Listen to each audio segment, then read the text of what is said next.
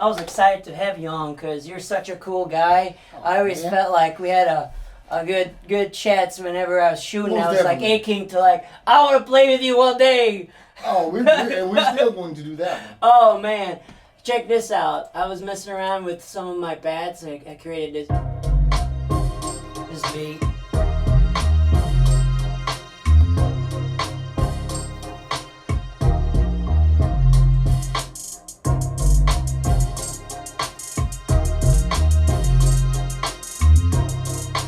I like to practice with like some ideas. What I've learned is I think it's better to practice music than practice like scales and stuff. So like I love poo-ba, poo-ba, thinking about the rhythm first, Yeah. and then putting notes there.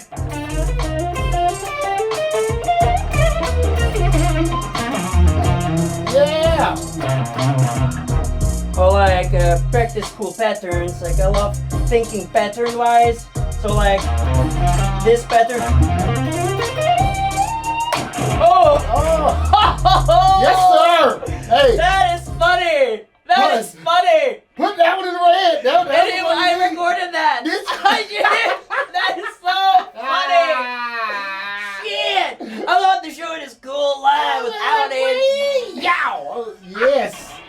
That one had all the emotion you needed. Okay. That was good. Take one was it. That was good. But good thing I was messing around with this cool thing where I played the major seventh of this cool pattern.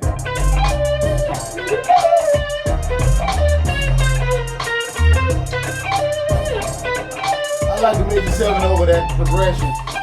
Because it starts out minor, so you think that's what it's going to stay with. That's man. good. I want to show it to you before I forget it because I love playing with patterns like some kind of a second and the fourth that fits kind of in the scale, and then I like to like casually just move it in and out. And where's my other guitar? There. This I detuned it because I do this thing called a percussive guitar. Have you heard of that? Mm-hmm. Oh man, I wrote this song.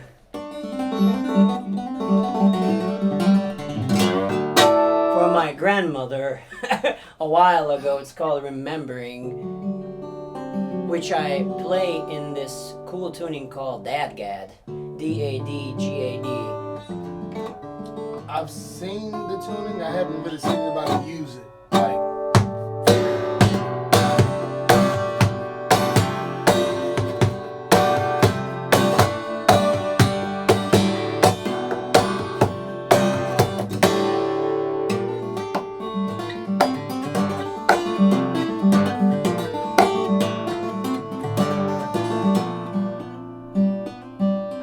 that's nuts.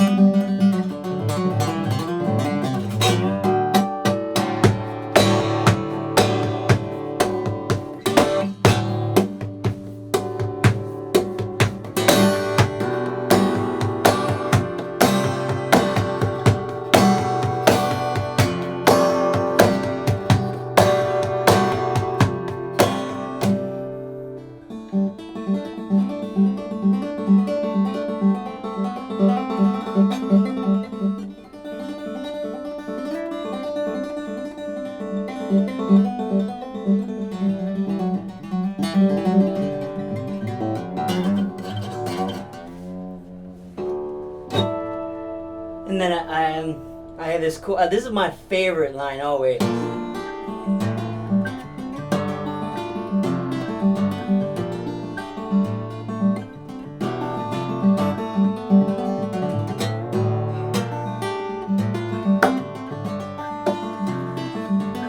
Dude.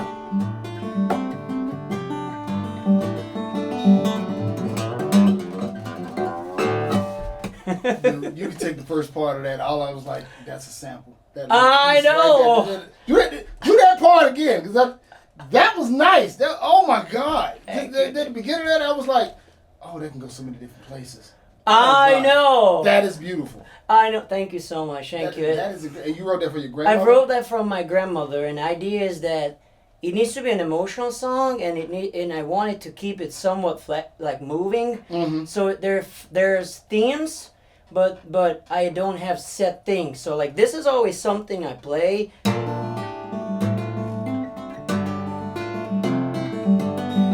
that theme, but then I do these things where I switch different parts.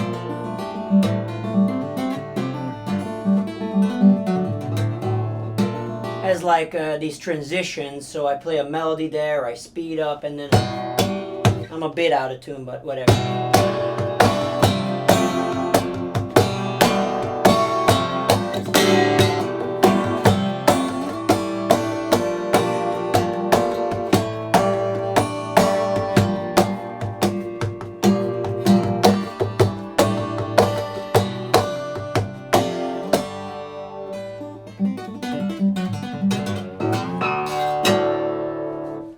Just messing around a lot with harmonics.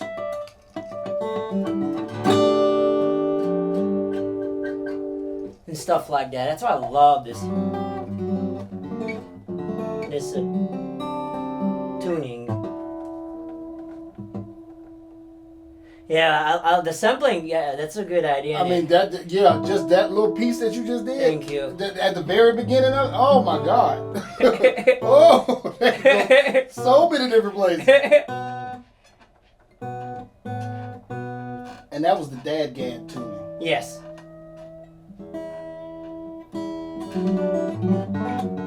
Well, no, that's drop D.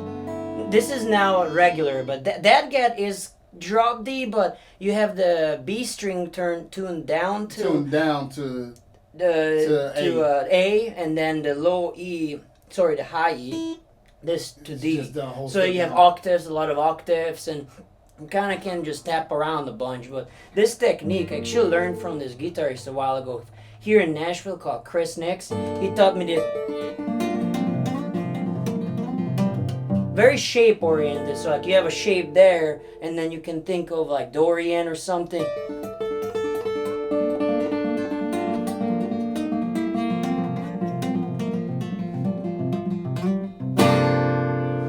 Yeah, so depending on what you're playing, it kind of lends itself to. And the same thing with like harmonics, it's also very shape oriented.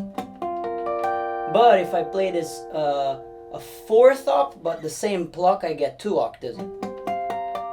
Which is really cool, because you're messing around with where the harmonics are. Right. 1 octave, 2 octave. Huh. I know I love. So theoretically, could you get a 3rd octave? If is your neck long enough, basically? Yeah. And then you can solo with that. So.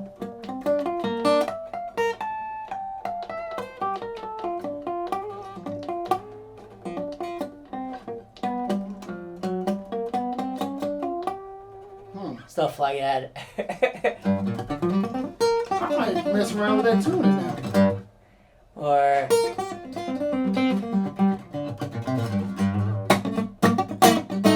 even a pentatonic scale looked like it was much easier in that tuning than it did in the standard tuning. This is standard tuning. You put it back in the standard? Yeah, I'm in standard now. Okay. Yeah. I was gonna say, wait a minute, why did that look so much easier than? No, it's standard. It's standard. Okay. I put it back so I can play regular stuff. I think this is. That's what I play.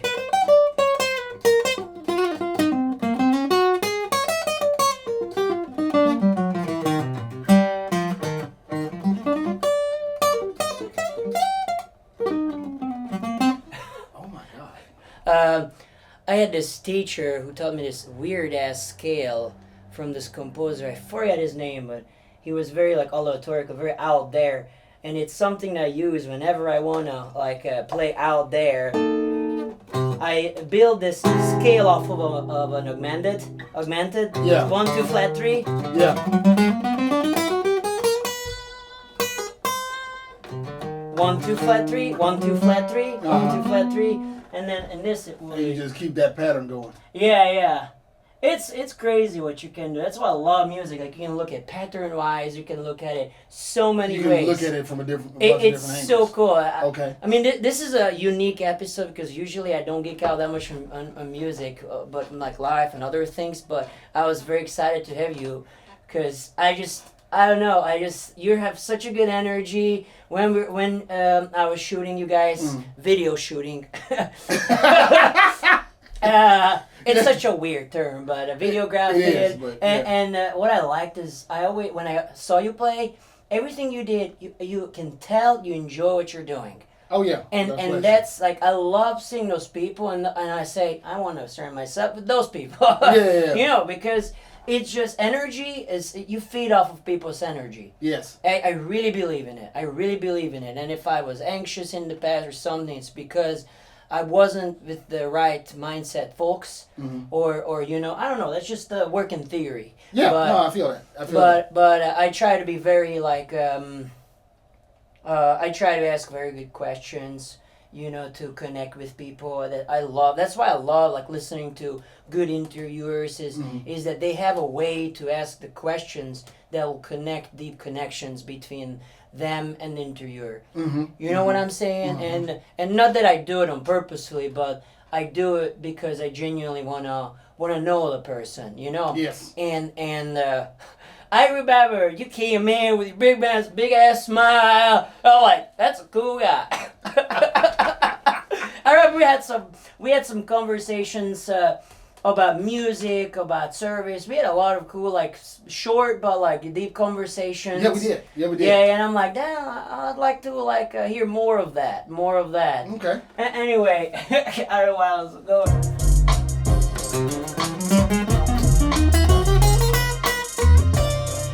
That will be that line. Okay. And then I have this cool like 2-1-2 pattern I call it, because you play 2 notes in one and 1 note in the other. And you can play it this. So it's kind of like a minor major, but it comes from that scale that I just showed you. 2, 1. It comes from this. From that. So 1 flat 3 5 major 7 1. Let me think. Now that I slow it down, I'm having a brain fart. Well, okay. Now that moment. Okay, no, this is it.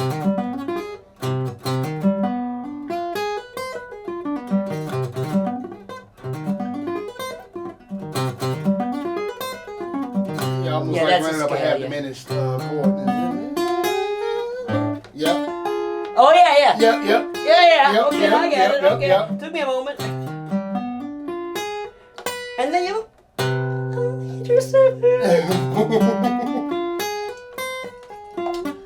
So this is what happens to me when I'm trying to figure out lesson plans to break down something not as complex, but something that would be complex for kids, but try to break it down into digestible chunks. Yes. That they can take, that we can eventually build up on, and then make and have them playing stuff that they recognize. It's literally the same thing. Now I'll think about it like that, and I will basically have about 5 different ways I can teach the same lesson. I like that. So so it gives me something to consistently chew on, if that makes sense. Like I could take something very minute, and this kid at this level might understand this much, and so we teach it to them like that. After they've kind of done that for a little while, when it gets boring to them, I might show them the exact same lesson, but now I tell it to them in a different perspective. So now they're doing the same thing. You can't tell me you can't do it because you've been doing it. It's just the way I told you to do it. It's completely different. Now I'm just showing you, basically, we went 440 to get to West End. Now we're going to go 40. Now we're going to come 65. Now we're going to go 24. Either way it goes, we're going to keep going to West End. I like it because you teach different perspectives of look at the same thing, and that doesn't like bottle it up to one thing. I think that's very important. I mean, on guitar you can play one thing in so many different places, which is why that makes that a challenging instrument. You know, because depending on where you are, you can find that C over there, or over there, yes. or over there. Yes. And like how you play the chords, you know. And I remember I had to learn the scales in like multiple ways, but depending on the way, that can also give you different sort of creativity and different sound on how you pick it. Like for instance, like this pentatonic, I could play it instead of doing up and down picking. I could do a kind of an economic picking where it's up where it's 3 notes, 1 note, 3 note, 1 note, 3 note, 1 note, and it just gives you this kind of, if you have it shredded down, like you got it rolling, it could sound like Right. and it sounds almost like seamless because it has this rolling kind of sound as opposed to like it actually sounds smoother. But Yeah. there was a time where I was faster at that, but I'm much into this type of up and down picking. But I do change it up back, depends. But I spend a lot of time looking at stuff, just like you said, different like routes, because I have a huge ADHD, so I get very excited about a new idea. So when I was in college, I was like, whoa, that's cool, whoa, that's cool, whoa, that's cool, you know. But at the same time, like, okay, so the different perspectives for me, Yeah. it's kind of like communication. Yes. So this is me learning this, but it's also me trying to figure out, if I had to tell somebody what I was doing, how could I clearly communicate that to them? So this happened to me this year, and this was a blessing. I had a friend that asked me about doing a performance over in Mexico. And I had the date, cleared the date, all that good stuff. And the first thing that happened was this is me bringing my guitar across, internationally. I love your guitar playing. That stuff's great. I love that thing. I love that thing. So that was me. Oh, the keys falling out of my pocket. So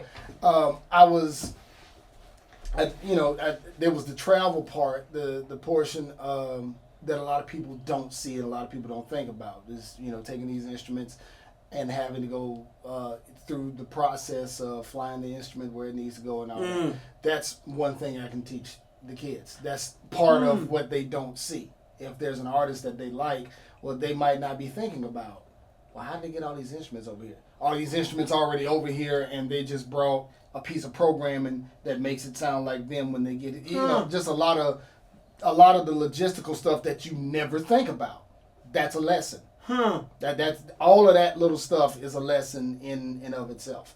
Because a lot of the kids, they need more than just how to play the instrument. They need to see the music industry from different perspectives that might not be the musical perspective. Because everybody, let's be frank. All the kids that you grew up with in music, playing in the band and all that, are they still playing? No. Exactly. No. So exactly my point. That's what I talk about or have discussions, that there's the practical knowledge of it. Like I worked my ass off to go to music school and go to a very good college and majored in 2 majors.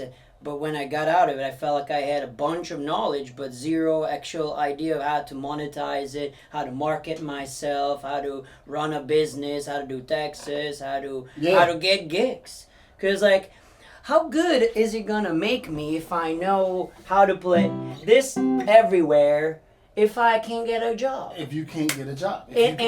How is it if I can, like, play, I don't know.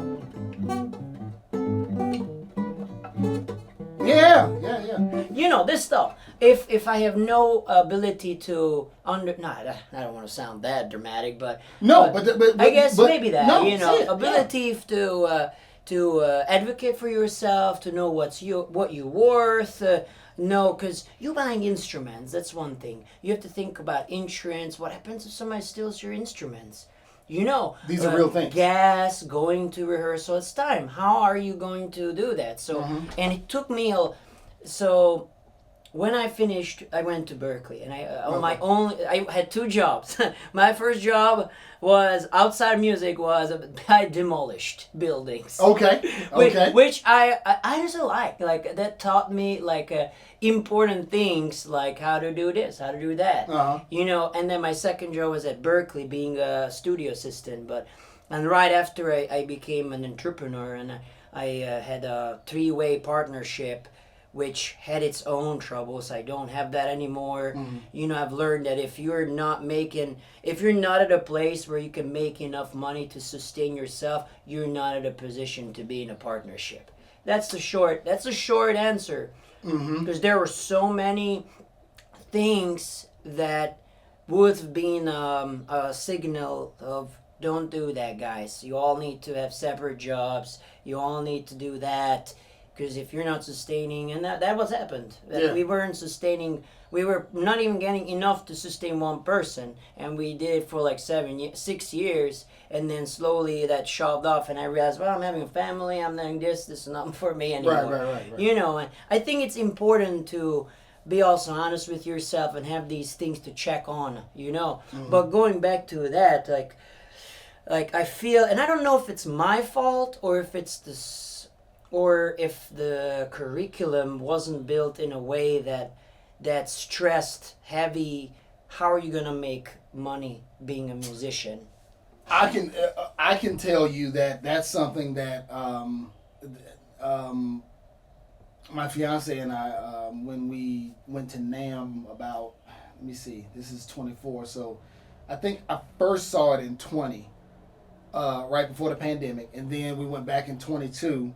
But a lot of the clinics that they had that was set up for content creators and people that are trying to use social media to further their careers, a lot of that stuff was exactly what we're saying is the music industry as what people see it, the performing live and all that part is not necessarily reflected in the classroom. And so there's plenty of kids that would love to do that and a whole lot of the things that circumvent that. Building this furniture, coming up with the technology, better technology to hold different arms and stuff like that. All of that is very important because there's going to be a lot of kids that come up in your band programs, come through Berkeley, come through Belmont, all these big music universities and establishments where you learn music, but you don't learn music industry. And some kids, there's some places that have gotten better at that, but for the most part, you get that in college. You don't necessarily see that in the prep schools. You don't necessarily see that in the lower school settings. So that's starting to change. There's some companies that are starting to try to address that. It's not nearly where it needs to be. And a lot of people feel like, you know, are you doing this to replace the symphonic band experience? And it's like, no, all of that can coexist. All of that can coexist. There's no reason like you have to have one or the other. There's no musician that just says, yeah, I want to do this because like I have a hatred for this or nothing like that. That's not what it is. It's just, this is all music, but this is my preference. Let me do this. Maybe it eventually opens up to something else. You don't know unless you have it available to you. So like when I was coming up, a lot of different things just it wasn't available. Like you had your marching band, you had your concert band, and you might have a jazz band. And even then, most of the stuff. Pardon.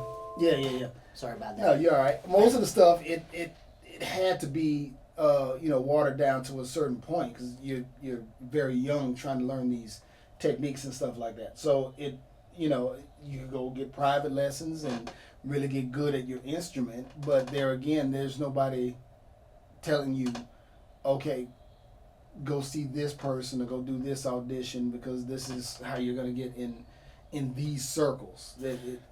That took me moving away from my hometown and putting myself in a position with different people to learn that stuff. That takes time. That is what it is. What I say, or I came up with, I don't know if I came up with it, but I say working on the business and working for the business terms. So like for instance, when I'm practicing, when I'm thinking about services, when I'm thinking about these sort of things, I'm working on the business. Business being what I do as a guitarist or what I do as a producer or a videographer, like learning better how to use the camera better, the skill-based things. That's working on the business. and then there's working for the business where I'm looking for clients, and then Gotcha. I'm working on active client work and thinking about what services to offer, how to market it. I think there are these different like segments, and especially when you're a solopreneur, like one person run and gone, it is what I've learned, or what I'm learning more and more, is the systems, and it's a running theme with people, which is an interesting question always. What are your systems for your success, or what do you think is habit that it should be adapted by musicians, or like what is important, because I now believe that skill or musical skill is probably the second now, because first you have to connect with people, you have to understand your audience and be a genuine person, in my opinion. Like, be humble, have these people skills, have these personnel skills, in my opinion. Because at the end of the day, that's how you connect with people. Like, I can play all that crap, but if I'm a jackass, I don't think you'll ever want to see me. Yeah, it's hard to sit down and enjoy it. Right. Yeah. Because at the end, it's still like you play music, you do films, videos, or if I'm speaking generally, to connect with people. It's a way to connect, and that I think is kind of like my thought there. So first, it's like kind of people skills, and then musical skills, or whatever the business skill or the thing that they're selling is. I don't know. It might not make sense, but what are your thoughts? Well, I'm going to go a few different directions here. Okay. So I'm going to start with, say, my upbringing, right? Okay. So my upbringing was, I grew up in the South in the 80s and the 90s. Okay. And this is like, it wasn't like deep rural South. It was deep South, but it was, a city that had been built by coal miners, basically. My granddad was one of them. He was, early on, we're talking about like 1920s, 1930s. The steel industry was huge in the U.S., and part of that was because of the world wars that were happening. They needed steel, so the mines were going to be popping. If you were a miner, you had, you pretty much had free reign, except for the fact that the big dogs are the people that start the companies, basically, and have the industries moving, kind of ahead of time. So my grandparents, both of my granddads, were coal miners.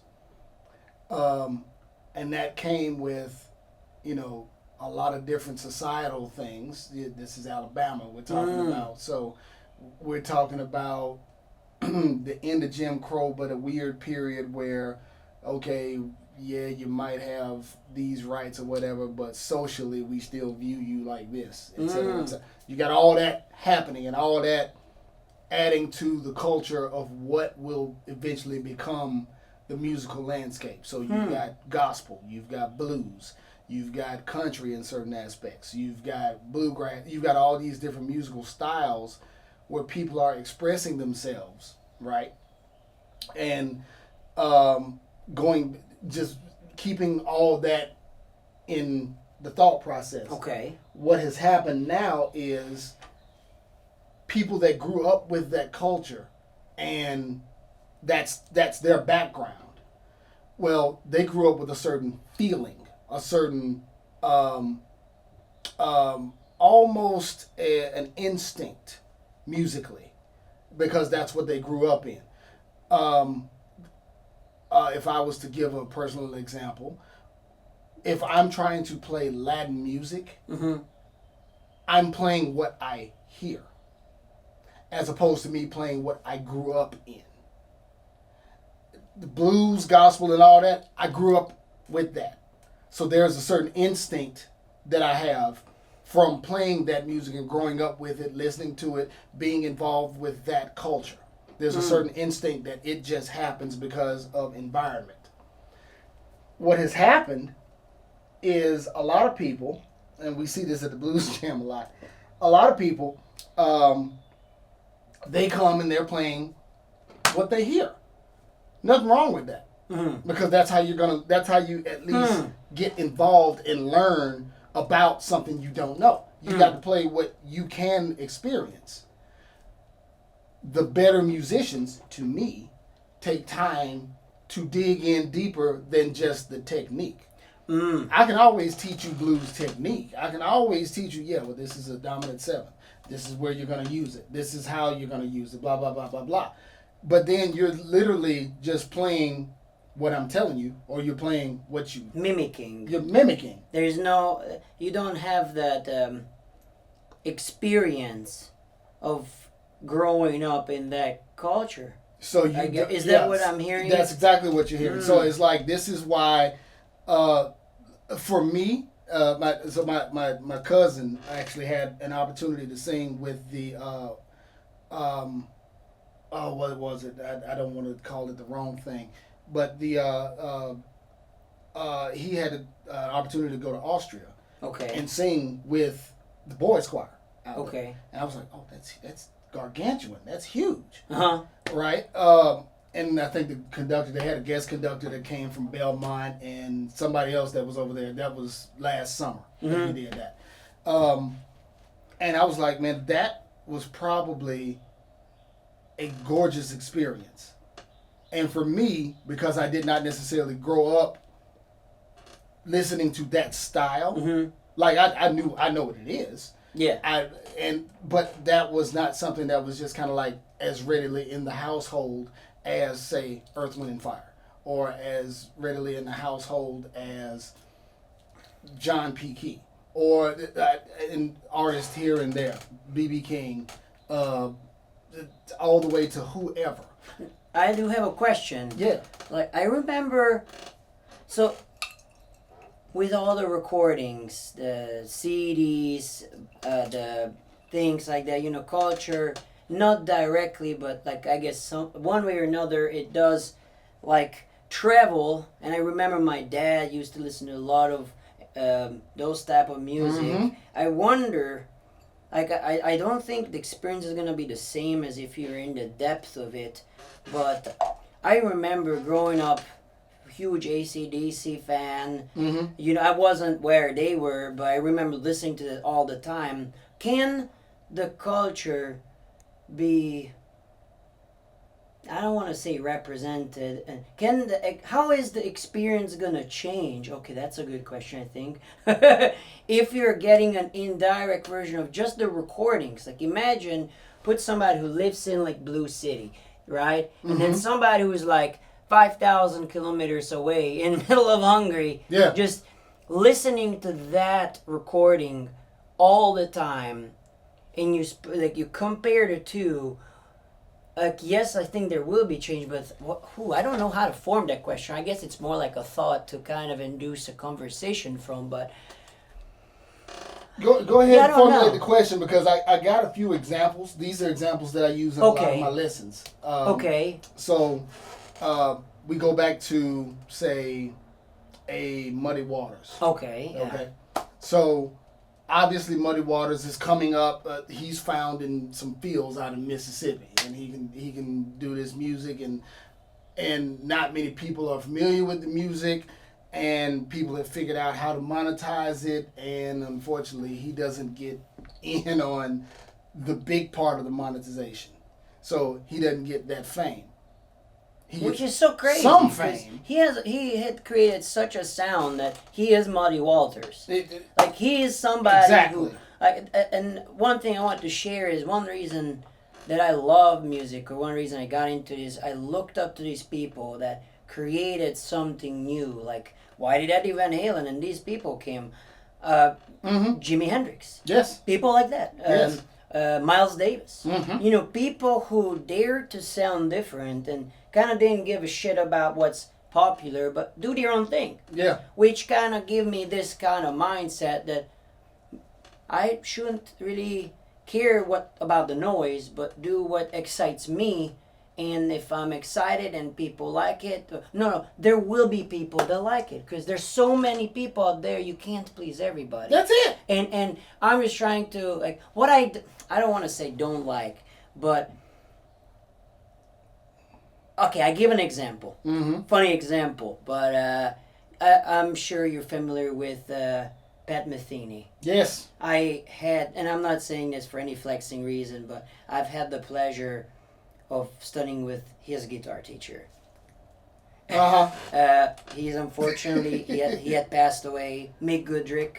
Okay. And he was such a character, man. Like I could tell you stories, but Jesus. I want to say we did talk about this a little yes. bit. We did. Yeah, we did. So, man, I'm getting emotional there because it was something. So 3 guitar players, because when you wanted to study with them, Berkeley had this like rating system. You have to every like few semesters you had to go in front of a few teachers and then play, read, and you get ratings. Okay. And then depending on that, you get into higher bands and stuff like that, and you can get into other guitar lessons. So with him, he required like I think rating 7, which is the second highest. Okay. I worked my ass off to get there. Yeah. And you had to take a group class with him, with 2 other guitar players. Okay. I remember both of them were, holy shit, very good. Like I was humbled, like I'm coming there with my weird rock meets. So I never consider myself a bebop player or rock player because honestly I don't think I can mimic those nor I want to. You know, and it would be a disservice. Like I try to be a chameleon, but my goal always was to find my own voice, and that's through my own experiences and the people that I like listening to. I think that kind of shaped me as a guitar player, and these 2 were just I was humbled to hear these 2 play. One guy was extremely good with classical music, and the other guy was a great bebop player. But I remember every day we had the class, we had to duel with him, and it was hard. He put in like a 2 and 4, and then we had a set of like 40 songs we had to pick from, and then you play bass line like boom boom boom boom boom boom boom boom boom, and then you solo, and then if you fuck up, so you fucked up. I don't like what you played there. I like what you played there. Yeah. And he genuinely like tells you he advocated to find your sound. I remember this dude was ripping. He put down his guitar. You sound too much like Pat Metheny. We already have a Pat Metheny. Oh wow. I need you to find your own sound. Wow. And I was like, that's a teacher I want, because I didn't want to get into. Like every time I went to the practice rooms, I hear horn players practicing licks. Yep. But that does not teach you genuine improvisation. You're just gonna sound like somebody else back in the day. Yeah. You're gonna play something that you practiced so many times. And that probably works for younger kids. For younger kids, it's kind of like, yeah, you need to find your own sound. That makes sense. Or maybe I'm being too harsh with the No. with the thought or something. I don't know. Not at all. I don't want to sound like it's not necessary, because I understand that there's patternism in there, but you know, like. But that's how we all learn. Yeah. Like at some point, yeah, you have to kind of be following someone or mimicking something. You can't really find your own version of this without knowing what this is, and seeing possibly how another person got to that. That is literally the human condition. That is everything. We just know how to articulate it with organized sound. That is what we do. So that's part of the process, but you don't want to be stuck in the dictation process. Yes. I think Yes. that's why. So I always praise teachers, because it is not an easy job to be a teacher. You have to really know all these different angles. You have to have patience. You have to I've experienced a lot of different teachers. I had teachers who made me cry, made me feel like shit because I didn't do something. I had teachers who knew how to kind of speak to me to get the best out of me, which I appreciated the most.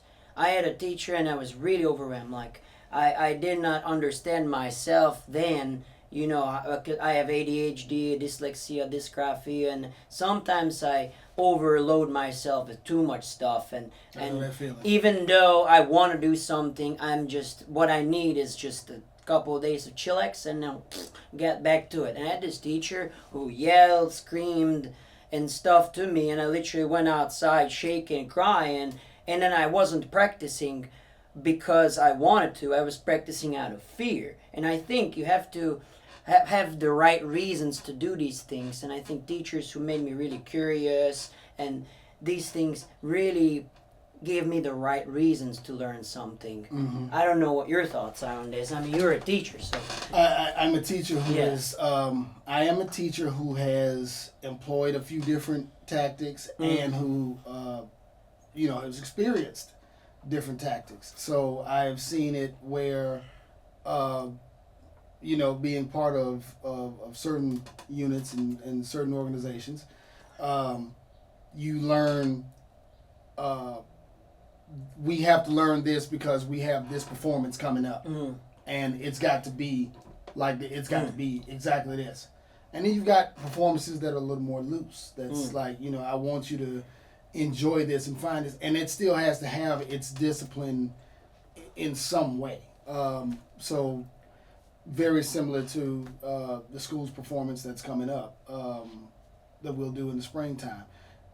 I need them to want to explore because the class is an elective. So it's an elective, meaning you chose to do this. Mm-hmm. So if you choose to do it, then that's you kind of digging. That's your curiosity. And the way I teach the class is different from the way we do the enrichment class. Now, the enrichment class is a little more academic in nature. So there's certain requirements for that class. The elective, you can kind of stretch out a little bit. So I don't teach a lot of the concepts that I teach in the band class. We don't necessarily do in enrichment. But I will teach that this is how they link. This is what you see on a score of music. This is a lead sheet. This is what this looks like on staff paper. This is how we say it in the studio. So basically you see two sides of the same thing. It is not negating one side or saying one is better than the other one. This is literally this is everything that we learned. This is all of that music theory. Now let me show you how we apply it to Beyonce when you want to hear that. Let me show you how to apply it to this, that, and the other. Here's this lick. Here's this lick that I want you to learn. Okay, now this is what this looks like, and this is where you'll do it in the song. And learning how to communicate that to whoever wants to hear it. That to me is really that kind of brings in the whole cultural piece that I was talking about. Oh yes. The blues. Sorry, we weaned off a little bit. That's all right, but this is all encompassing. So the going back to that just for a little bit, knowing that culture, knowing that history, knowing that that's how that sound developed, gives you a little bit more of a bias, let's say, when putting together music, because I know how to communicate with this group of people. And I know how to communicate with them because I came up like that. That's what I feel. This is me playing salsa, me playing merengue, me playing bachata, me playing other styles like that. Well, I didn't grow up in that. So I can only do what I hear. I have to dig into the culture deeper to understand how to communicate with them. Then I can apply that to my sound. Ooh, that's I have to think about that for a good question. But it depends on what you want to do. Do you want to mimic a sound just to say, yeah, I kind of played that this sounds like this, that, and the other? Or do I, and I'm going to tell you who I am. I am the dude that wants to get down and learn. Yeah, I can see what your fingers are doing and I can mimic what your fingers are doing. But your decision making in the moment happened because of all of the other stuff. Happened because of the way you came up. It happened because of who you came up playing with. and their experience and all that. That's what you actually hear coming through music, and that is any style. That is classical, that is hip hop, that is literally everything. That's how that works. So for me to play Latin music, I can mimic it. That's great. But until I'm kind of like in those areas where it came up, this is a dream of mine, is to go to Brazil and just like chill, just spend time, be in that area where that music is being created, to smell the smells, eat the food, experience some of the crap, because that's that's what brought about the expression. That's when you look at all of the music that came out between the 40s and the 80s in the United States, and you look at the political backdrop, you look at the social backdrop, you look at all of that, that gives you more of a glimpse into why certain music sounds like that and why there's a lot of mimics. But unless you really came up in that, you don't really know how to play it. You really don't know how to really make that sound good. And that's okay, because there's no way one person is going to just learn that about everything in the world. But you can have an appreciation for it. Mm-hmm. And this is why it is important to do that in the classroom, to literally make it important to different kids from different cultures. Hey, this is somebody that grew up. They didn't grow up just like you, but they grew up doing a lot of the same stuff. Have respect for how they came up. Have respect for what their experience is. It is as much of notes as it is literally learning people, learning how to communicate with people. It's the way we communicate. I do not speak your actual God-given language. We have to figure out how to make that happen. But we got the same 12 notes, and we can sit down and figure out how to communicate with those 12 notes. If we can do that with 12 notes, we can do that with words. A fun fact there for you, my friend. You see what I'm saying? 12 equal note temperament. That's only like, I don't know, a couple hundred years old. Before that, there was no equal temperament. And this is what I talk. I talk a lot about it just to kind of introduce kids to something and let them realize, hey, look, this is a system that we've had. But please understand, something had to exist before the system was created. And that comes to culture, because other cultures, like, I remember the first time I set foot in and auditioned, when I was already at Berkeley, you have to audition for that other thing I told you, the ratings. And my first, one of the guys in the middle was Dave Fuzinski, and I was pooping my pants, because I looked up to him, like, super much. And I remember he walked out to talk to the head of the guitar department. He said, I want to teach this kid. And I was like, holy shit, I'm going to be stuck with Dave Fuzinski. Yeah. Because he heard this thing that I do, because I have this bending where he goes, when I bend like quarter tones, and through him I got into studying microtonal music and learned that like some cultures, they have slightly sharp this, or they have, and we did a bunch of mimicking from vocal to guitar. Yeah. Like Indian music is not really microtone, but it, and then probably people will correct me in there, but the comments, but the inflections of how they go on something, it can be microtonal. Yeah. Like the house, Yes. And sometimes I play the fretless with a pick, with a long nail to kind of. Huh.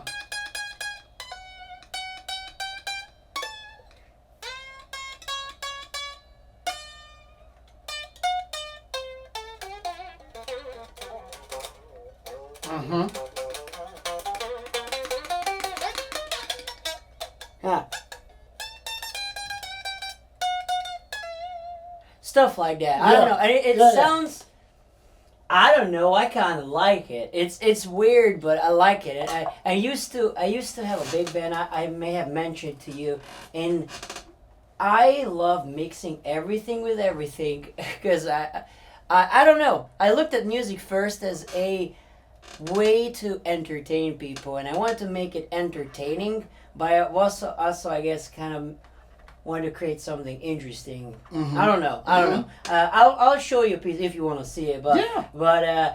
After I studied with Fuse for years, I was part of his like sub kind of institute called the Planet Microjam, Okay. where he gets similar like-minded kids, and then we learn like music from China, like all around the world. Like, Yeah. we listen to it, and then we try to mimic it first, and then he would like really try to encourage us to play these things, write songs, do this. Like, of course, we are not in that culture, Yeah. but kind of see how that reflects in us. Yeah. You know, how can we take it and make it our just the more like the theory or the palette, the creative palette. Like I look at it sometimes like color palettes. You know, you've got these colors, and what can I do? You know, and then there's a song that's very James Bond kind of inspired. But I always, when I wrote songs, I like turn the freaking Logic on and started playing around riffs, very riff oriented, very rhythm oriented. Because I think rhythm first, and then what can we add there? Yeah. And then I had amazing. I so miss my big band. Like that's one of the things I miss. Like the people, I love them. Like the core band was phenomenal, and everybody was from everywhere, which is one of my favorite things. I love going to Berkeley. Is being connected with people from all over the world. You know, my drummer, he was from Bogota, Colombia. Oh, wow. And then my bassist was from Sweden. And one of my keyboard players was from Norway. Like, literally. Like me, I'm Hungarian-American or American-Hungarian, you know. You know, and then we get together and we play some jazz fusion with some metal, some Chinese, whatever. I had a Chinese saxophone player. Everybody was from everywhere, which I love. Like, really, truly, my favorite thing. And there's a song that has a microtonal section. I was like, let's try this like a hijabi kind of scale. It's like I don't remember what it's but it's like stuff like that. It's so interesting. It is. I will show you that segment. It was a funny coincidence because that section that I ended up turning into microtonal was all like jammed in the studio. Yeah. And I'll tell you, the best things are mistakes sometimes. A lot of times. That's times. Cool. Yeah, you turn around and it's like, wait a minute. Hey, you play guitar? A little. Here, check it out. Not to that level, but... That's my first, and built by my uncle. Yeah. And... Yeah.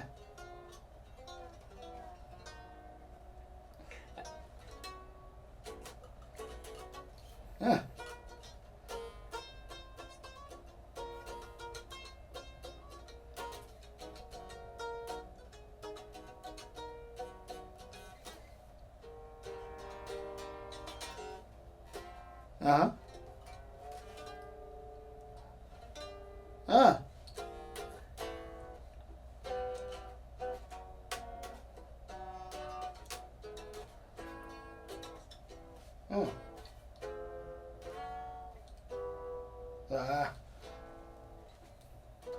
There it is.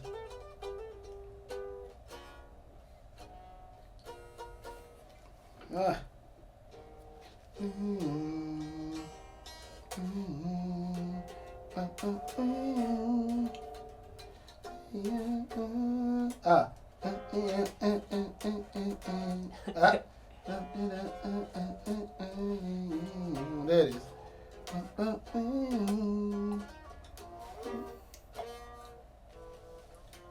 I keep missing it.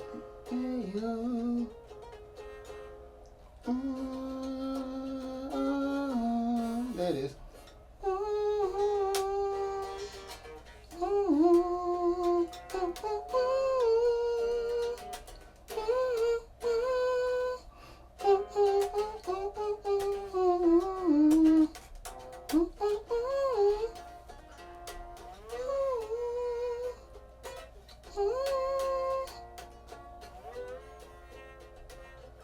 I like this. I like this.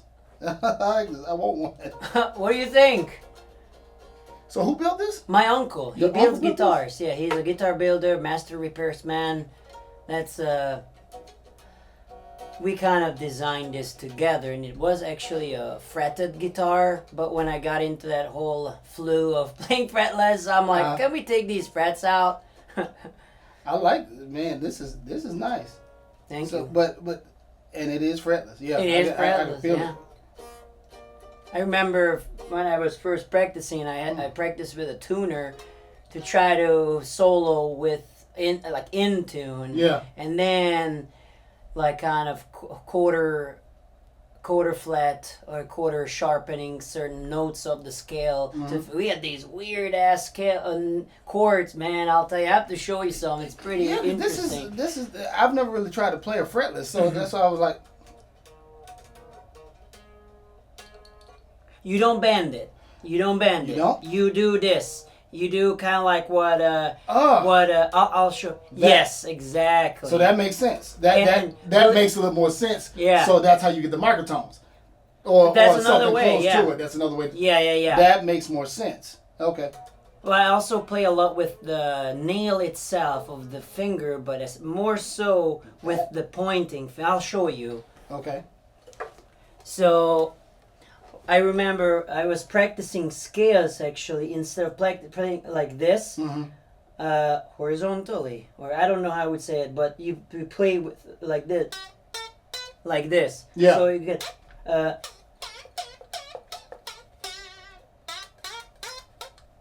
So that almost mimics a slide. Yeah, guitar. yeah.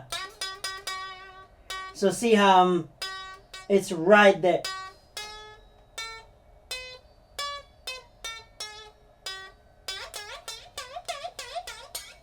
That's nuts.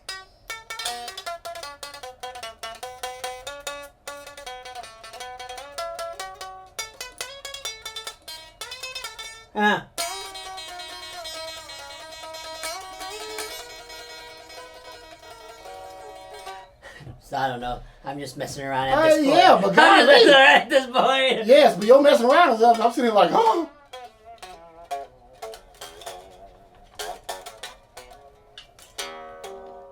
We had this. Y'all see this? We had these chords that we had to like solo over. I remember I was like pooping my pants. What the hell? What am I supposed to do with this? It had a. So this is a major third, but you slightly lower the major third. You hear that? Yep, just enough. Wait, let me play. Yeah, so it's not like it's not quite minor, but it ain't all the way major either. It's just kind of right in between, and that ain't even exactly in between. That's oh wow. Remember, I had a issue with my pickup. I hope it works, but. Come on. Is this thing running? I had no idea about it. So it was such an eye-opening thing for me to study that from him because... Oh, yeah. Okay, so...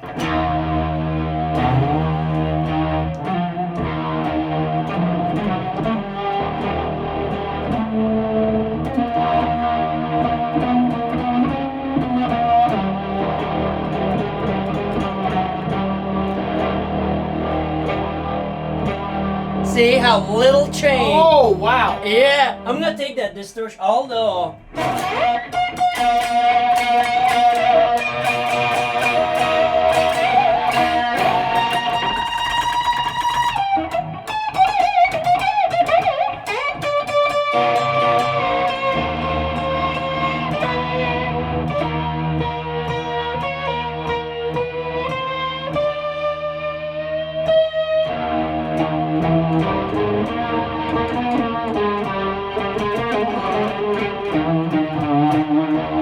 I had this theme.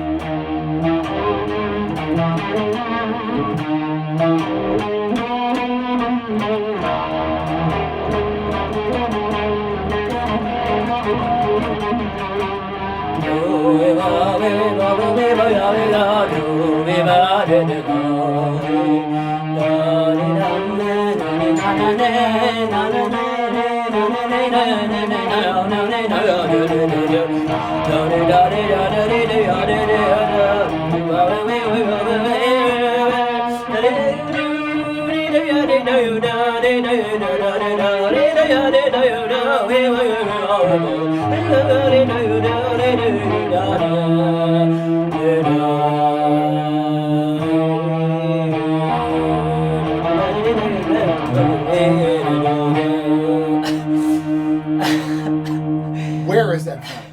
It's Like, kind what of region is it? Arabic-ish. Yeah, that's why I was And asking. I'm ooh, man. I remember I was writing stuff around this theme, and I came up with more of the rhythm. Thing about the rhythm, and kind of like I was thinking raga. Like I remember playing ragas over like just notes, and using scales to have and with certain type of feel, and coming up with question answer type of things. Yeah. So I would build this like and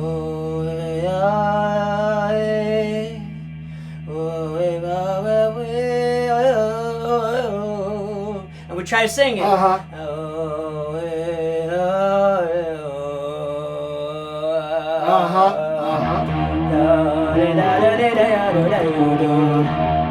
And then I would come in.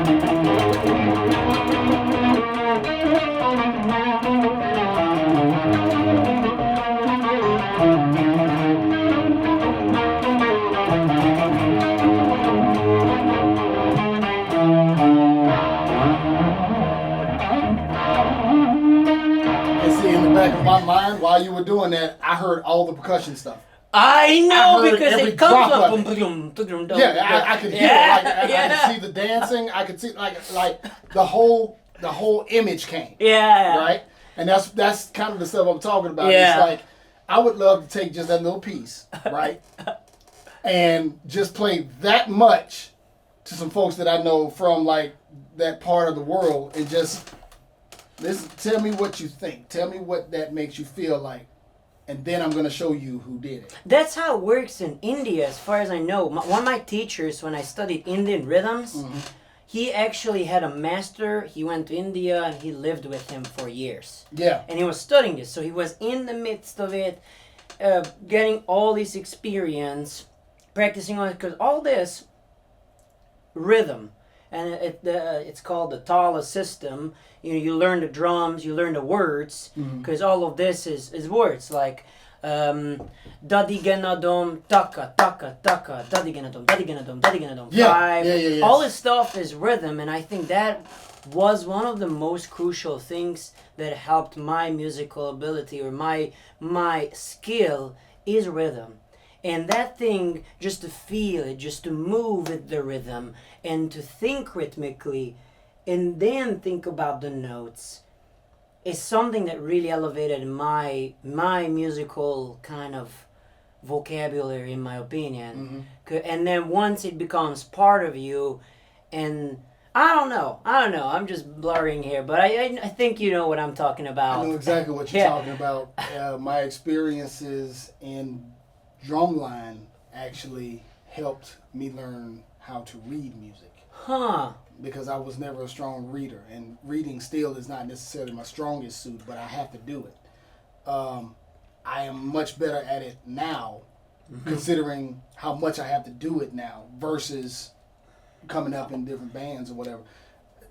Because I have to do it more, I'm better at it.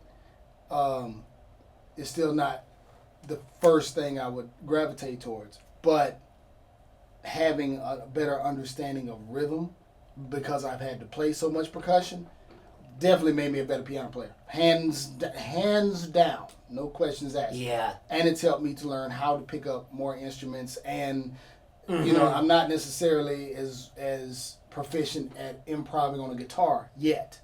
That's coming, but knowing the melodic and the theoretical piece from piano, and learning percussion, and learning how to articulate different rhythms, how to write those rhythms, what they look like, what they feel like, and all that, definitely makes it easier to pick up whatever other instruments you got. Exactly. I think if you know music theory and think, that's how I looked at it, because I I play 7 instruments, or try to. Mhm. My main being guitar, and piano was kind of a secondary instrument, because in Mhm. Hungary, when you're in a music school, you have to study piano, because you see all the music theory there. Like, it's a must. You have to. You know, Yes. it's funny because I've seen piano so much, I play piano so much, and when I hear music, I actually kind of see a piano, and I see kind of notes being played. It's kind of a weird visualization I have.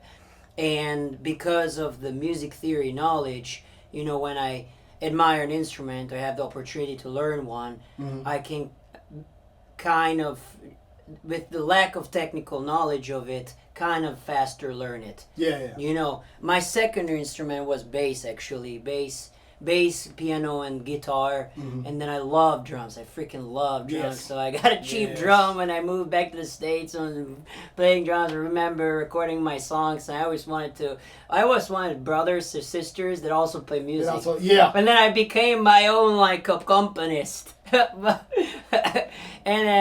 And I remember I was at Berkeley, and when I was writing like high as hell trumpet lines, Yeah.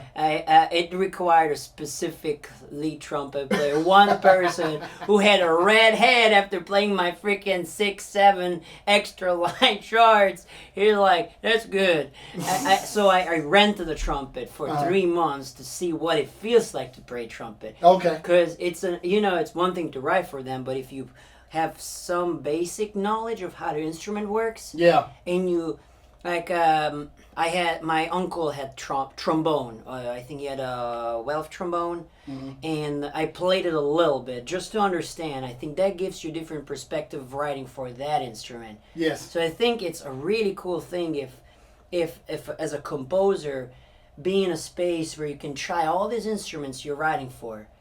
You don't have to be proficient, just see what it can do, what it sounds like, and then I think that gives a different appreciation to that instrument. Definitely. I don't know, music is, it's so, I don't know, it's just the world, it's like, I don't know. I think, you hear athletes talk about how, like, their particular sport opened up the world to them to do different things like that, and I honestly believe music does the exact same thing.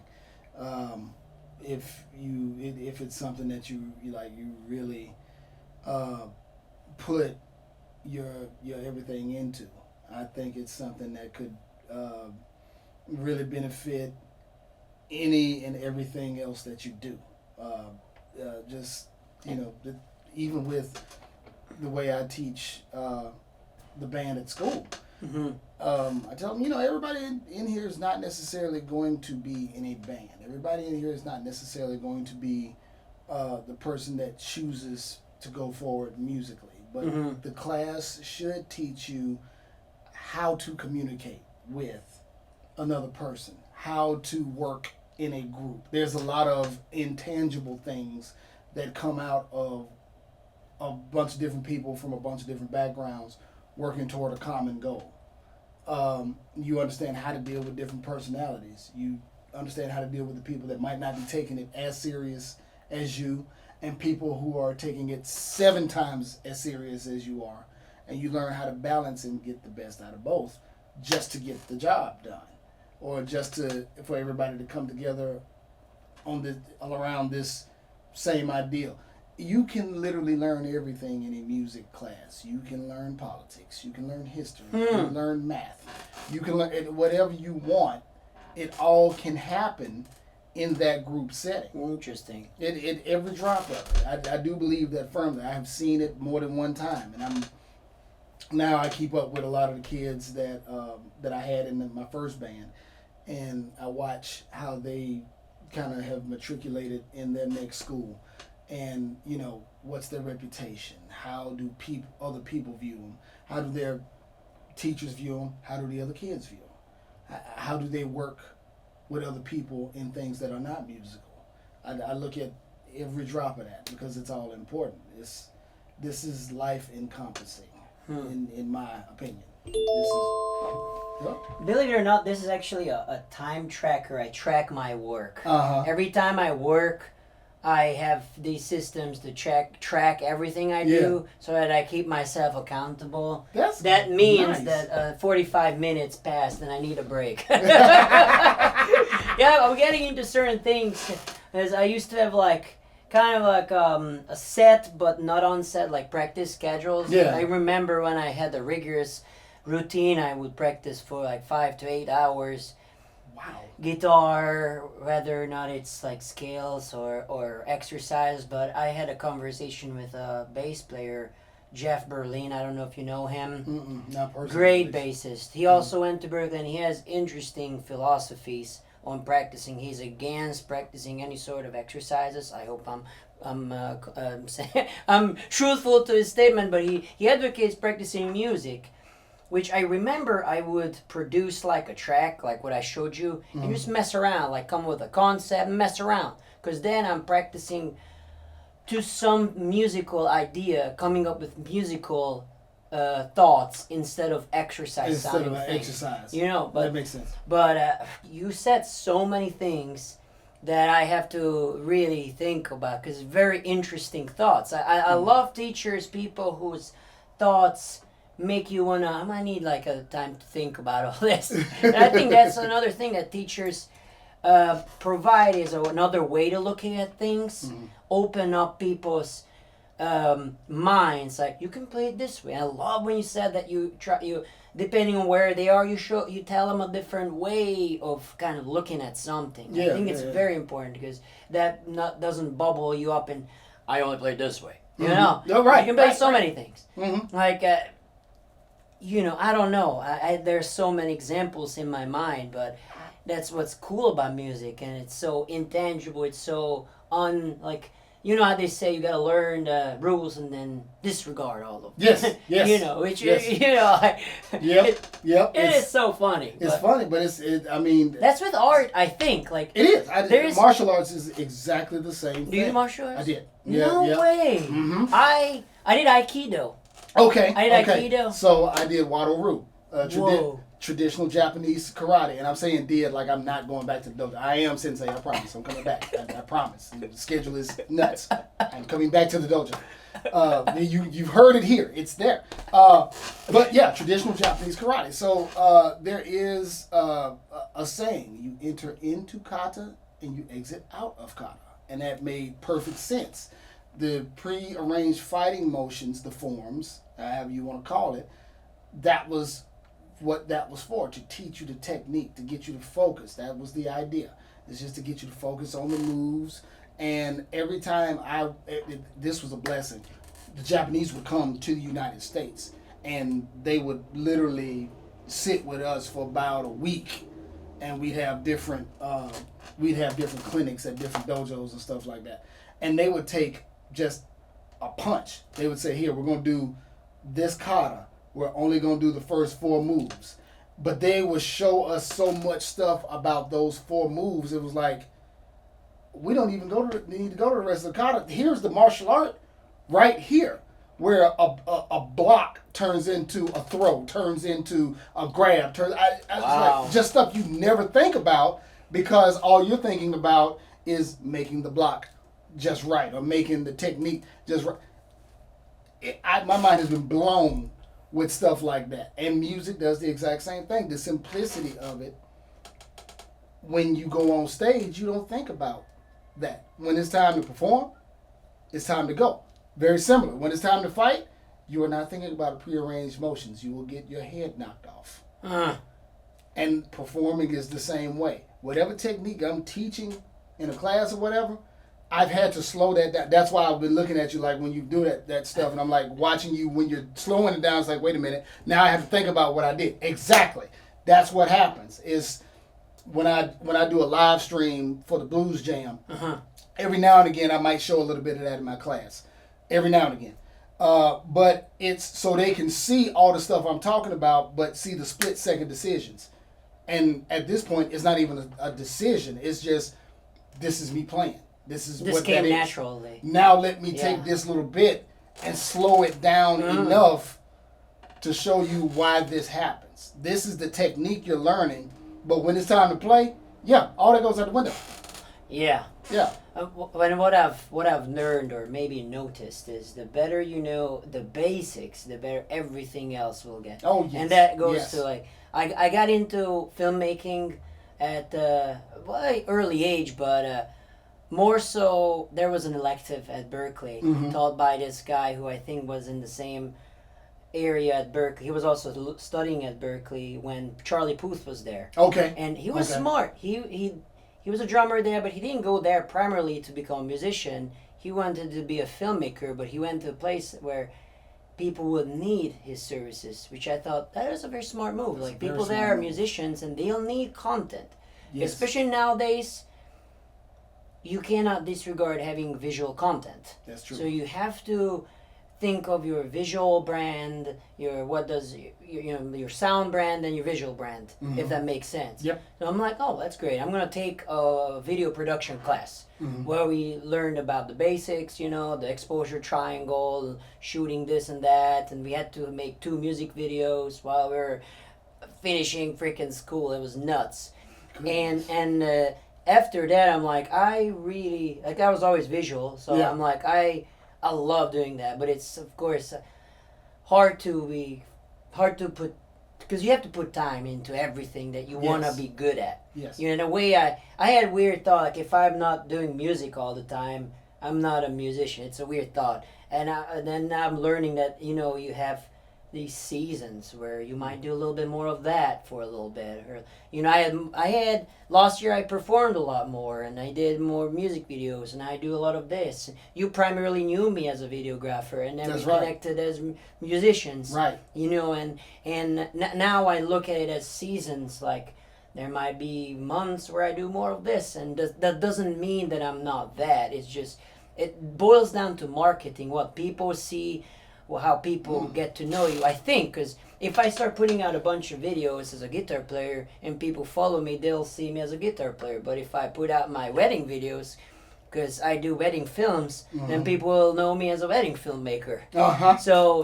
But that's, people like to sometimes bubble people up, and sometimes I've been told, oh, if you do so much, you can't be proficient at one thing, which I don't know if I agree with. There's too many people that have too many other different hobbies. Like I'll go back to martial arts for a second. There are certain forms that were named for different guys. The first one that comes up to mind, Naihanchi. Okay. Naihanchi, that particular kata was named for a fisherman. Huh. And it had really nothing to do with fishing, outside of the stance that he had to stand in the boat with to keep himself balanced while he was fishing. That stance became what we know as Naihanchi now. Huh. And what's funny is to use it, to apply it, really, they said that it was designed for close quarter combat, which a lot of Wado is exactly that. It's designed for body shifting and learning how to use another opponent's weight against them, or using their techniques against them. Well, that doesn't happen at a long range. That happens close in. So it's learning how to manipulate the body and stuff like that. And the way that I really got I got the stance. I won't say I was proficient or perfect at it, but the way we used to really do it, the way I did it, was I would practice the stance up against the wall. Because they said the idea is you don't have a lot of room to move. So you got to make these techniques work. Interesting. In weird places. And I would imagine, okay, I'm on a cliff of some sort. I don't have a lot of room because the kata literally moves like that. It's not twisting and moving or advancing. It's definitely not going this way. So it's literally that, back and forth. And so all your techniques are going to that side or that side. Interesting. Fighting multiple opponents. Music does the exact same thing. Music does literally the exact same thing. It's you take these concepts, and we're talking about people with different hobbies. That was named for somebody that was a fisherman. He probably had no idea that would turn into, oh, wait a minute, you can fight a bunch of dudes like this. He was interesting. A fisherman. So it's, but music does the same thing. When you get into the idea of somebody practicing this and they get good at that but can't get good at anything, that's again objective, because I personally like your videography. Thank you. this is the first time I've actually heard you play, and I'm like, oh my dear God. That wasn't the reason that I called you in to show off everything. Which is fine, because this now lets me learn more. But that's what I'm saying. There's too much on earth for somebody like, I'll give you another one, Patti LaBelle. Patti LaBelle is known for her voice. She's also known for cooking. Very, very well, might I add. And she ain't the only one. There's too many other people that have many different hobbies. Gosh, we can name a bunch of musicians here that they just do other stuff. Like Rob Zombie is also a director. Yeah. And he makes crazy horror movies. Like, yes. I really like creative thing is kind of like it's like an arm. You like move it. This like what is cool is like I got into working out heavily after I finished Berkeley because I got overweight, and I'm like, I need to change that. So it was my fault. Like I really try to be at a place where I take ownership of my own mistakes. Okay. And I used to give myself a hard time. You know, like, oh, why did I do this? Why did I do that? But I try to be more gracious. But I had to learn a lot of mindsets because even when I was at like 11% body fat, jumping all the time, and boxing and stuff like that, I still saw myself as a fat kid. So it took me another year-ish to be okay with a range. Like, oh, I'm a little chubby, I'm okay. Oh, but now I also had to learn the reasons, like exercise to be healthy, to have a healthy mind, body thing, and not to look good, not to, but that also is the correlation between self-image and social media, what you see. And there's so many of these things going on that can shape somebody's thoughts, beliefs, and self-image, reflection, and things like that. I don't know where I'm going with that, but so when I got into mountain biking heavily, I realized, have you mountain biked before? No. It's crazy. Like if you do like these cross country tracks, there's some shit you have to really learn how to get to. Like there are obstacles. There's like what is it called? Like rock grounds or rock, whatever it's called. It's like full of rocks, and you have to have a technique to get to it. There's like this slippery wood stuff. Anyway, so basically comes like you have to see in the future, like see in the front, and choose already your path and commit to it. Yeah. So and I as I was mountain biking, I was like, that was kind of like my little therapy. Like I went there, spent like 3 hours in the nature, all alone, maybe listening to music or a podcast, and think about how this concept can make me a better guitarist or make me a better whatever. It's like, how can I see this from a glass of a different thing that I do. Like, oh, if I fuck up, here, I'll just try to find a way to not make it sound like a mess up. Like that's the difference between a professional versus somebody who's just studying. Or I don't want to say just studying, because we're all still studying, but you know what I mean. Somebody who's in the path of becoming a professional is professional, knows how to get out of it without it sounding a mistake. Right. And that was a funny thing with what's his name, with Mick Goodrick. We were practicing these things where he played a chord, and he was facing away, so I had no idea what chord it was. Right. And I had to solo or play around the chord, and I had to tell him what chord it was. Ooh. And then he told me, record chords on the computer, randomize it, and then play notes, and I have to use I have to know what chord type it is, and I have to know the relation between those notes to what I'm playing to kind of tell what a chord it is. It was very freaky. Like there's so many concepts there that I feel like right coming out of the school is, you still need to marinate all of that. Like knowledge is, I always feel like before I was proficient at something, I had to overdo it to know when it was the right time to play it. Yeah. You know. I literally had a conversation with my fiance about that. Literally, yeah. Like, and you see all the if you see some, sorry, I'm a little disorganized right now with my thoughts because I'm thinking ahead. Oh, yeah. You see, like when students perform, and they might be overdoing something and things like that. It's because that's part of the process. Like I remember, I overdid so many things, and then I realized, it kind of gets filtered after I've played it enough to know when it's appropriate. Yes. Yes. Yep. Yeah. Yep.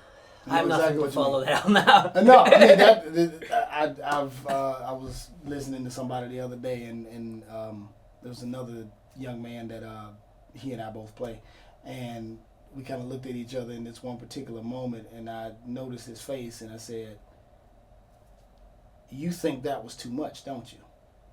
I looked right at him, and he was like, "Yeah." I said, "You got good discernment." Now, I thought it was too much in the moment as well. But then that same musician turns around later on and does something similar to that later on in the song. I was like, now that felt real well placed, didn't it? He was like, yeah, it did. That's like, interesting. And so it's kind of like the instinct that you kind of grow up with. And that musician, it may have been a technique that he just learned, that he's just overdoing it. And to us, it sounds like he's overdoing it. To him, it's like, I'm doing it because that's what I felt in the moment. And you just never know how that comes across. But that is literally the overtraining of a technique, just to learn when to throw it out there and when to hold on to it or any of that. Yes, I understand exactly. But my strategy going into Berkeley was that I wanted to study with as many people, to get as many of those sides that you were talking as possible. I know that some folks were capped one person. Yeah. But I think having the opportunity to open your mind by all these different point of views is extremely valuable, in my opinion. And I had kept in touch with especially David Fuzinski. Like he's a damn guru. Yeah. I think he should be way more well known, in my opinion. He's such a unique character, unique guitar player. Screaming Headless Doors. I don't know if you know them, but they're like very interesting music. Okay. Rock mixed with. I'll send you some examples, but yeah, he was, and I studied with this other guy called Tim Miller, who's kind of like this modern jazz meets fusion, kind of Alan Holdsworth-ish, because he has this very fluid playing and plays everything to where you don't think he's playing it there, but I don't know. That's where all that technique comes in, where he taught me the 2-1-2 and 3-1-3 patterns. It's a lot of patterning stuff. Like you take any scale and you turn it into this. Like let me think if I can remember. That's a pentatonic with a 2-1-2 pattern.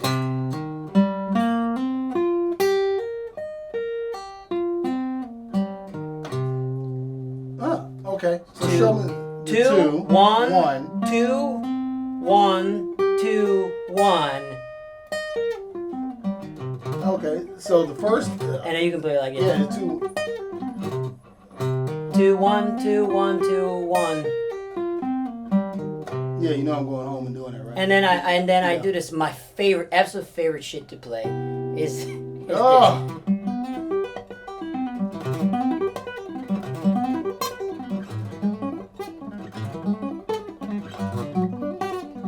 It's major 7. It's a major 7. It's a major 7. It's so cool because it's 2-1-2, and it's so fluid.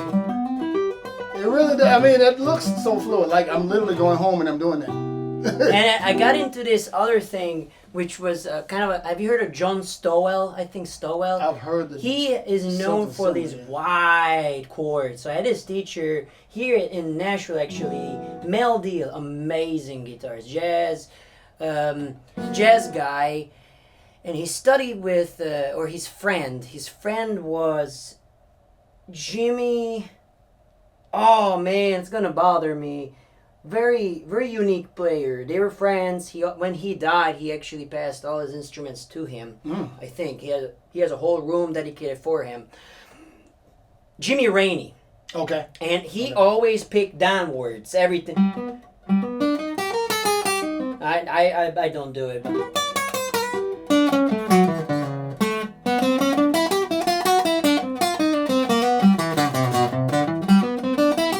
See, I try to pick all down, and that has a complete different sound as if I'm doing up and down. It does. But I'm weaning off from the topic. So John Stowell was known or is known, and correct me if I'm wrong. Thank you. He played these ginormous chords, and actually, when I got into it, I use it to write a song. See that? Oh.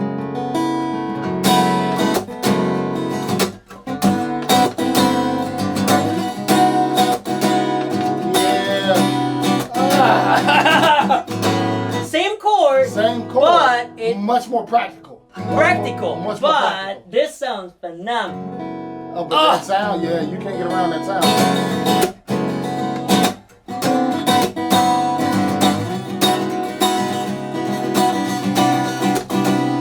This is so cool.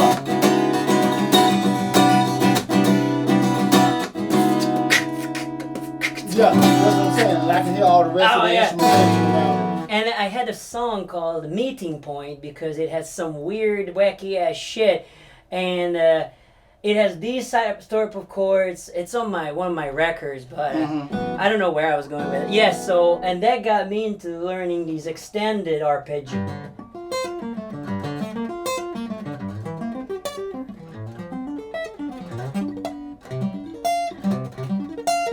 So one of my favorite lines was my favorite line.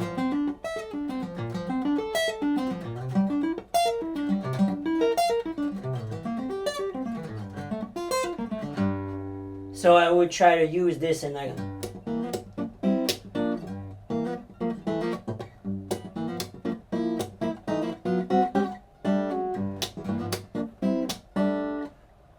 And then when I solo, I would.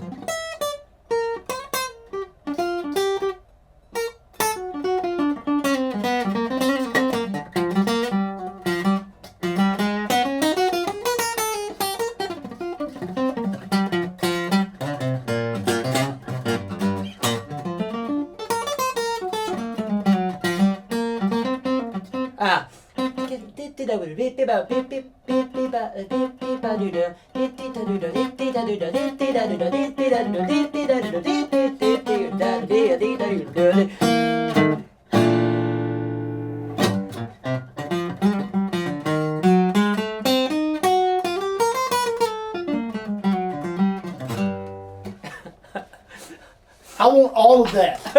Okay, I want all of that so I can sit down and make my fingers do that. I want all of that. Man. But I just saw. I just need to sit down and work with it. That's what I want. And then I had a teacher who had me play all the triads. So like if you're in G major, G major, A minor, B minor, C, and then you take the third and you drop it down to a second. So now this you're playing became inversions. no.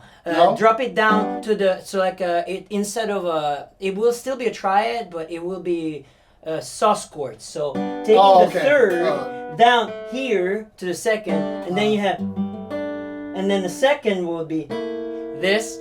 Oh yeah, and if you have like this groove in G, and then you can have these.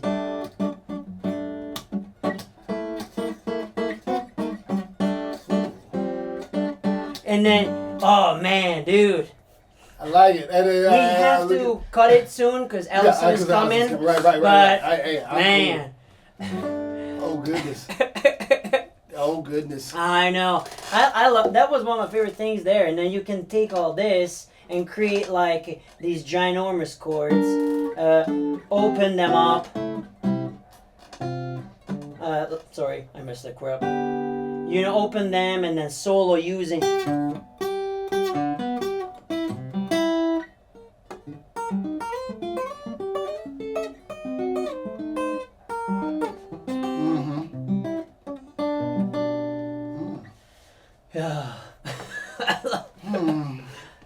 Yeah, that's gonna make me go home and just lock myself in a room. Next time you gotta be on that keyboard. Oh yeah.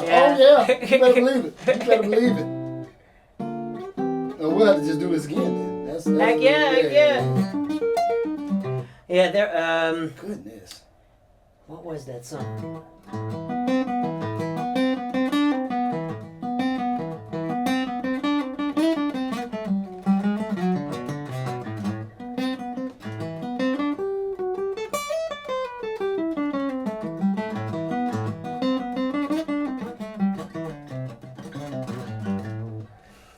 tonight this really cool concept more so again with patterns.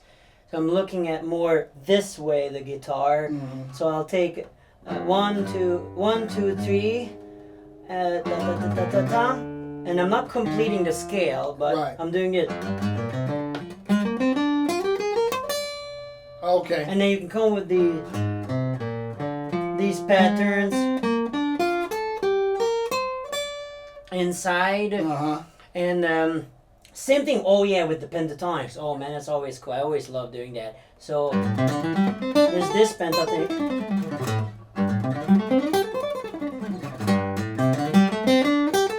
Sometimes when I have a solo, I kind of have a weird structure at it, so I'm like, okay, I'm gonna try this.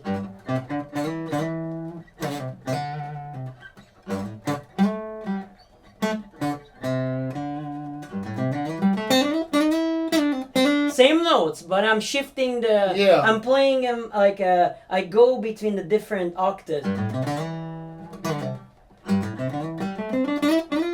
Sorry.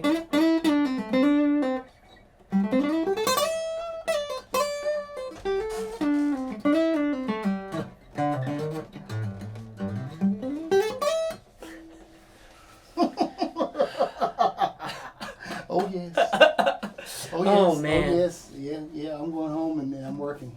I'm going home and I'm going to do this for a couple of hours, literally, before I go to this gig that I got to play. I'm dead serious. That's exactly what's Really? going to happen. Well, I'm very glad that you came on and chatted with me and let me geek out that too. on Greek and geek out on musical shit, live shit, Yeah, man. anything. You know, I'm very humbled to have had you. I'm glad we all drank the coffee. The coffee Cheers. was absolutely delicious. Yeah. It was absolutely phenomenal. Creative Culture, thank you. Sponsor me. Or whatever. You don't have to. Yeah, we'll find it somewhere. Yeah. We'll find it somewhere. Okay. No, thank you for having me, man. Thank I'm you. humbled that you even called me in the first place and asked me. Oh, to do yeah. it. That was a Where blessing. can people find your stuff? Man, look at on Instagram right now, EJ Ford 79. That's my personal Instagram.